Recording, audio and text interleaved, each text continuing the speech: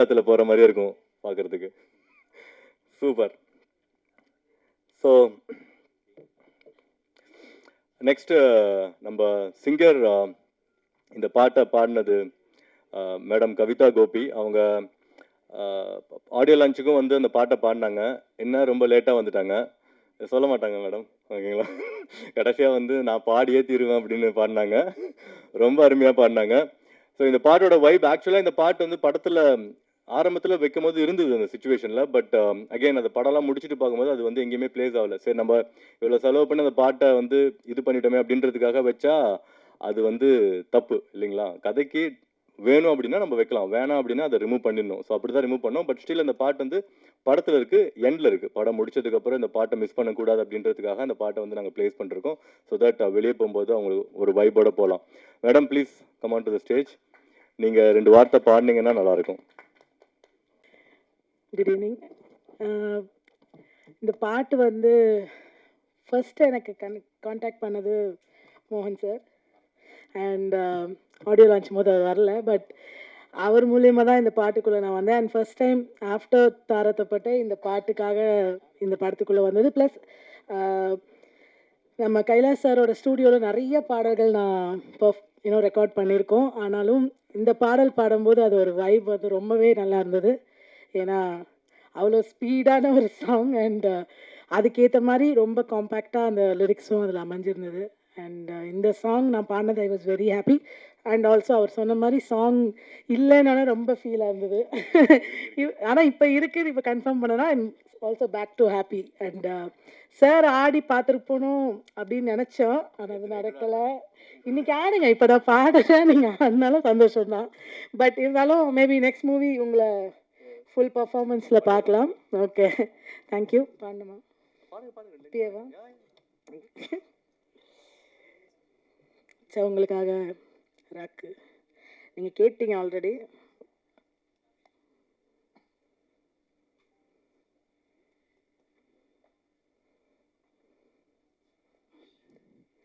வாங்கன்னு பொங்கன்னு மரியாதையா பேசுற ஊர் இது நீ பாறையா. நட்போடு வந்துட்டா அன்ப கொட்டும், தப்புன்னு பட்டுட்டா தலைய விட்டும். சேர நாடு வந்து சேர்ந்து பாரு, மோதி பார்த்து நீயும் தோத்து ஓடு. சொத்து பத்தம் இங்க ஒன்னா சேரும், தேரோடு திருவிழா வந்துட்டா கொண்டாட்டம். ரெட்ட ரகட்டா ரெட்ட ரகட்டா ரெட்ட ரகட்டா ரகட ரகட ரகட ரகட ரெட்ட ரகட்டா ரெட்ட ரகட்டா ரெட்ட ரகட்டா ரகட ரகட ரகட ரகட. ராக்கு ராக்காச்சி போடு வெடி, மேல வந்தாச்சு புழுதி கொடி.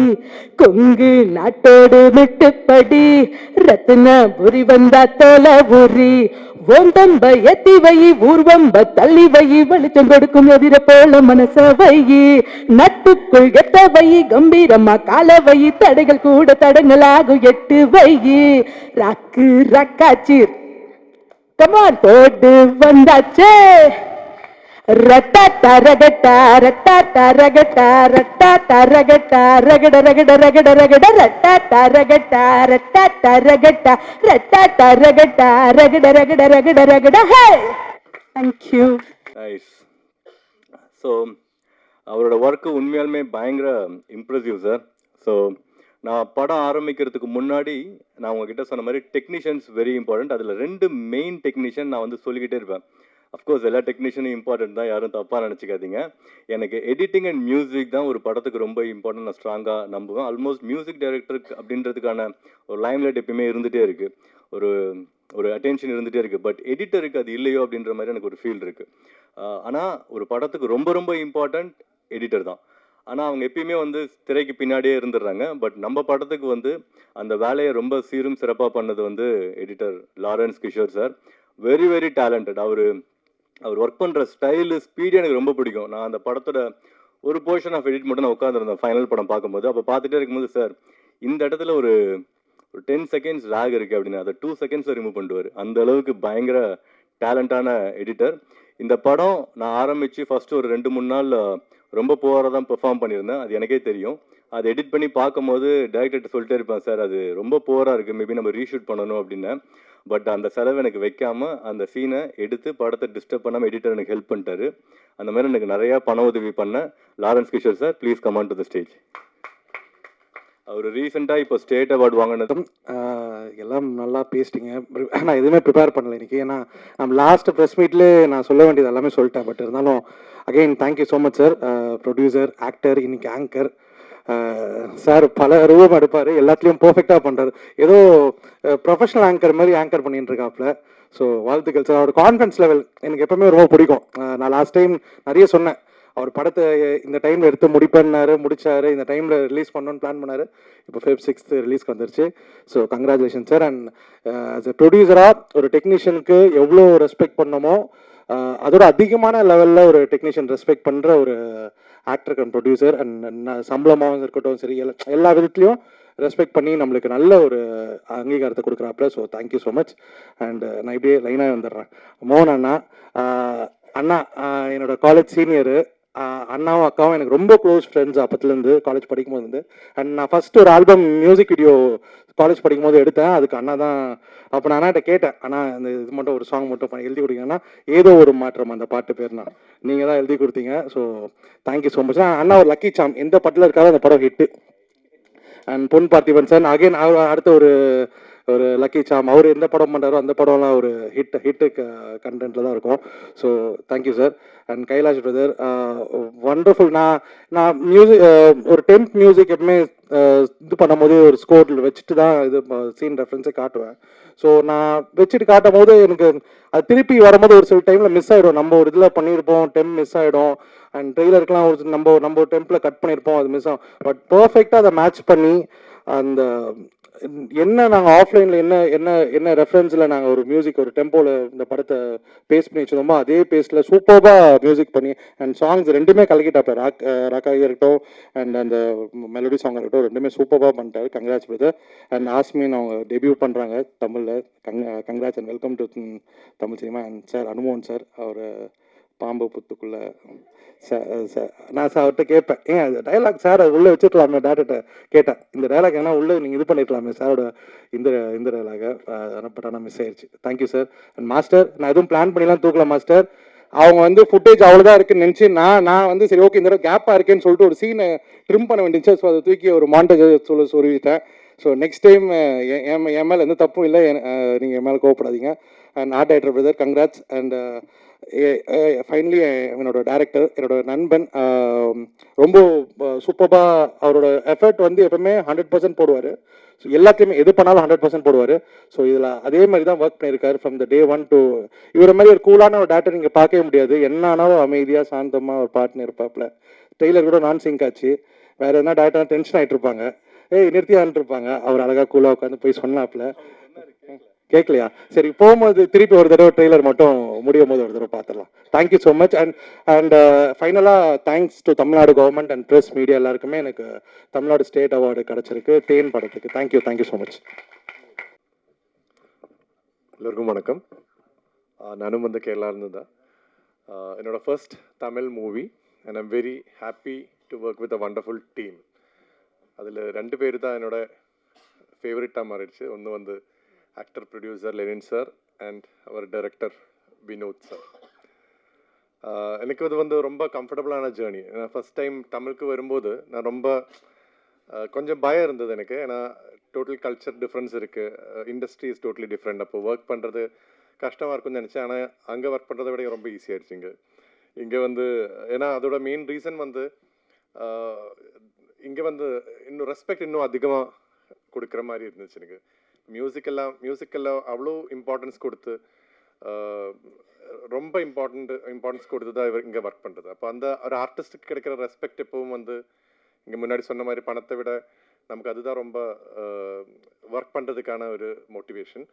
அதுவும் ஈக்குவலி பேஷனேட்டான ஒரு டைரக்டர் அண்ட் ஈக்குவலி பேஷனேட்டான ஒரு ஆக்டர் ப்ரொடியூசர்.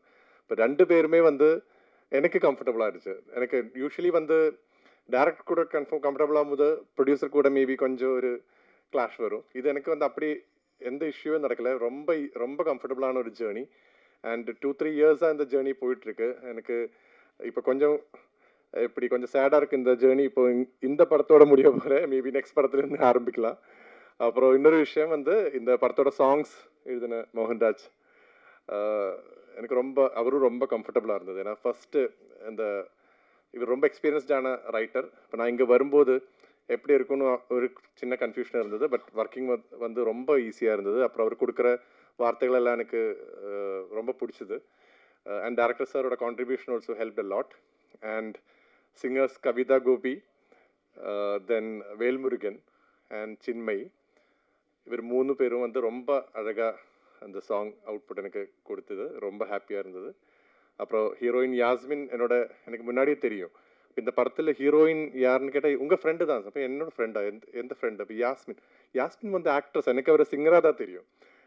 ஏன்னா அவரோட நிறைய கவர் சாங்ஸ் எல்லாம் நிறைய முன்னாடி கேட்டிருக்கு. அப்போ ஒரு ஆக்ட்ரஸ்ன்னு சொன்னது ஃபர்ஸ்ட்டில் எனக்கு ரொம்ப இன்ட்ரெஸ்டிங்காக இருந்தது. அப்புறம் படம் பார்த்த பிறகு எனக்கு ரொம்ப பிடிச்சிருச்சு. எல்லாரோட ஆக்டிங்கும் ரொம்ப பிடிச்சிருச்சு. இன்னொரு விஷயம் சொல்ல வேண்டியது, இந்த ஸ்கோர் மேபி படத்தோட கூட படம் மேக்ஸிமம் டைம் பார்த்தது வந்து director, editor and maybe music டைரக்டராக இருக்கலாம். அப்போது ஒரு ஆளை பற்றி பேசணும், நம்ம எடிட்டர் லாரன்ஸ் சார். அவர் இந்த படத்தை வந்து ரொம்ப கிறிஸ்பாக எடிட் பண்ணியிருக்கு. அதுதான் எனக்கு மியூசிக் பண்ணும்போதும் ஒரு மியூசிக்கான ஸ்பேஸ் கரெக்டாக இருந்தது. அதுக்கப்புறம் அவரோட எடிட்டிங் வந்து எந்த சீனுமே வந்து நமக்கு லேக் இருக்கிற மாதிரி ஃபீல் ஆகலை. இப்போ அதுக்கு வந்து அவரோட கான்ட்ரிபியூஷன் ரொம்ப அதிகமாக இருக்குது. அப்போது February 6th இந்த படம் ரிலீஸ் ஆகும்போது எல்லாரும் பார்த்து எல்லாருக்கும் பிடிக்கும்னு நினைக்கிறேன். Thank you very much.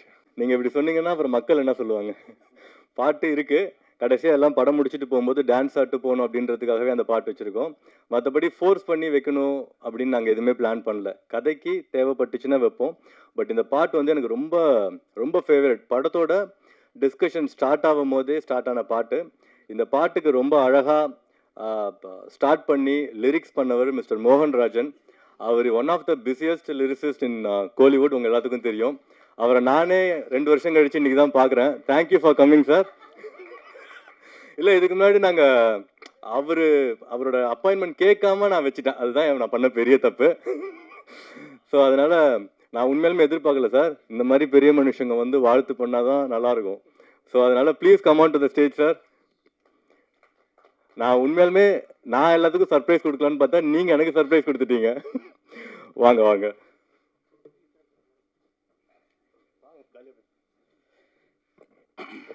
அவர் சொல்லிட்டு தான் கிண்டல் அடிக்கிறாரு. அதை மீடியா முன்னாடி அப்படிலாம் இல்லை. லாஸ்ட் ஆடியோ ரிலீஸ்க்கு ஏன் வர முடியலன்னு ரீசன் சொல்லிட்டேன். எங்கள் சொந்தக்காரங்க ஒருத்தர் தவறிட்டாங்க, அதனால் வர முடியல. அதுக்கு நான் இங்கேயே மன்னிப்பு கேட்டுறேன். ரொம்ப ரொம்ப மகிழ்ச்சியாக இருக்குது. இந்த படத்துக்குள்ளே நான் வர்றதுக்கு ரொம்ப ரீசன் வந்து கேமராமேன் சதீஷ் மையப்பன் தான். அவன் தான் ஒரு முறை கால் பண்ணி ஒரு ஆல்பம் பண்ணோன்னே நம்ம பண்ணலாமா அப்படின்னு கேட்டாப்புல. யாரா ப்ரொடியூஸ் பண்ணுறா அப்படின்னா, ப்ரொடியூஸ் பண்ணுறவர் தான் நடிக்க போகிறாரு. அவர் வந்து ஒரு ஆல்பம் பண்ணிவிட்டு அதுக்கப்புறம் ஹீரோவாக போகிறாரு அப்படின்னு சொன்னோன்னே, இது மாதிரி நிறைய பேர் சொல்லுவாங்க, ஆனால் பண்ணுவாங்களா அப்படின்னு. இல்லைண்ணா, நமக்கு ஆல்பம் ஃபஸ்ட்டு கன்ஃபார்ம் பண்ணிவிட்டோம், அப்புறம் படம் பண்ணுறாங்க பண்ணல அது அப்புறம் பார்த்துக்கலாம் அப்படின்னாப்புல. அப்புறம் அந்த ஆல்பம் பண்ணி அதே மாதிரியே அதை ஆல்பமாக ஷூட் பண்ணி அதையும் ரிலீஸ் பண்ணிவிட்டு அதுலேருந்து நண்பரானவர் தான் மிஸ்டர் லெனின், இந்த படத்தோட கதாநாயகன் அண்ட் ப்ரொடியூசர். அந்த நட்பு வந்து இன்னும் தொடருது. இது வந்து மேடையில் வந்து ஒரு மாதிரி ஜாலியாக சொன்னாலும் அந்த அன்பு வந்து நேரில் பார்க்கும்போது அவரை கட்டி அணைக்கிறதா இருக்கட்டும், அவர் பேசுகிற வார்த்தைகளாக இருக்கட்டும். எனக்கு வந்து 2வது பாட்டு முடித்தவொன்னே ஒரு பேமெண்ட் தேவைப்பட்டுச்சு.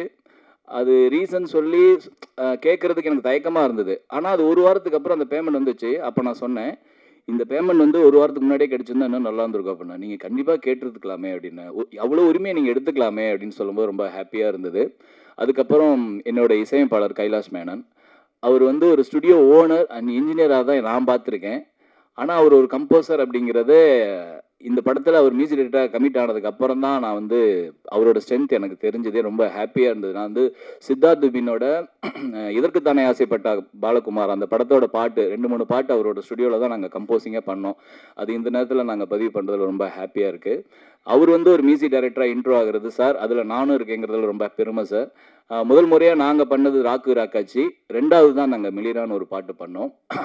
இது 2மே சூப்பராக வந்திருக்கு. எனக்கு ரொம்ப பிடிச்ச ஒரு பாட்டு.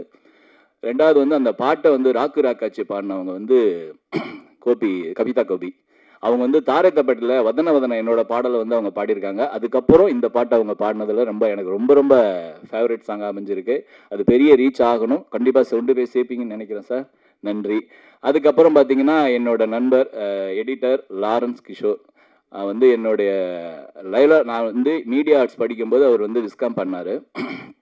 அவருக்கு எனக்கு ஒரு சின்ன ஒரு தொடர்பு இருக்குது. எப்படின்னா அவர் ஒரு ஆல்பம் சாங் பண்ணும்போது நான் அப்போ வந்து 2-3 சாங் பண்ணி கனவே கனவே, ஜில்லா விட்டு ஜில்லா அந்த பாட்டெலாம் பெரிய ஹிட் ஆன சமயத்தில் அண்ணா நான் ஒரு ஆல்பம் சாங் பண்ணணும், நீங்கள் பாட்டு பண்ணணும் அப்படின்னு சொன்னோன்னே அவருக்கு லிரிக்ஸ் நான் ஃபஸ்ட்டு பண்ணேன்னு நினைக்கிறேன்.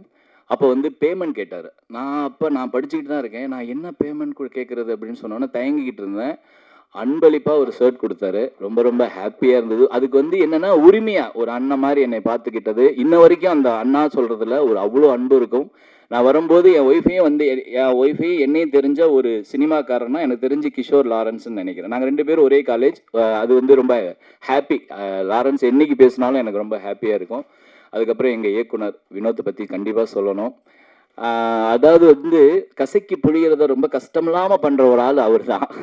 ரொம்ப லிரிக்ஸை வந்து இல்லையா அது ரொம்ப நல்லா இருக்குது, ஆனால் இன்னும் கொஞ்சம் நீங்கள் பெஸ்ட்டாக எழுதிடுவீங்கன்னு எனக்கு தெரியும் அப்படின்னு சொல்லி தட்டி தட்டி கொடுத்து 2 பாட்டையும் ரொம்ப சிறப்பாக ஃபஸ்ட் டைமே வந்துச்சுன்னா ரொம்ப ஷாக் ஆயிடுவார். இது நல்லா இருக்கா, உண்மையுமே இல்லை.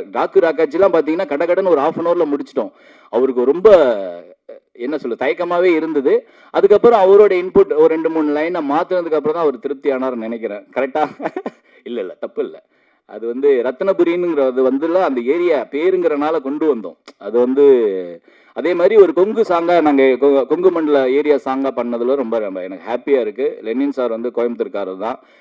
இவரோட பேக்ரவுண்ட்லாம் கேட்டிங்கன்னா வேற லெவல். அதே மாதிரி வினோத் சார் வந்து அவரோட பர்சனல் லைஃப்பை ஒரு லவ் ஸ்டோரியாக எடுத்தாருன்னா கண்டிப்பாக அது ஒரு மிகப்பெரிய ஒரு 96 படமாக வரும். அது நான் பெரிய பிலீவ் பண்ணுறேன். நான் சார் உங்களை பற்றி நான் கேள்விப்பட்டோன்னே நான் தான் சொன்னேன், சார் உங்கள் ஸ்டோரி நீங்கள் படமாக எடுக்கிறீங்க, அது பெரிய வந்து வெற்றி படமாக அமையும். அதே மாதிரி இந்த படத்தையும் வெற்றி படமாக அமைக்கணும்னு நான் ப்ரெஸ்ஸையும் மீடியாவையும் கேட்டுக்கிறேன். February 6 with love red label 2 படமும் வருது. 2 படத்துலேயும் நான் இருக்கேங்கிறதுல ரொம்ப சந்தோஷம். 2 படமும் பெரிய வெற்றி அடையணுங்கிறத நான் வாழ்த்துறேன். ஹீரோயின் அறிமுகமாக அஸ்மின், உங்களுக்கு என்னுடைய வாழ்த்துக்கள். நன்றி.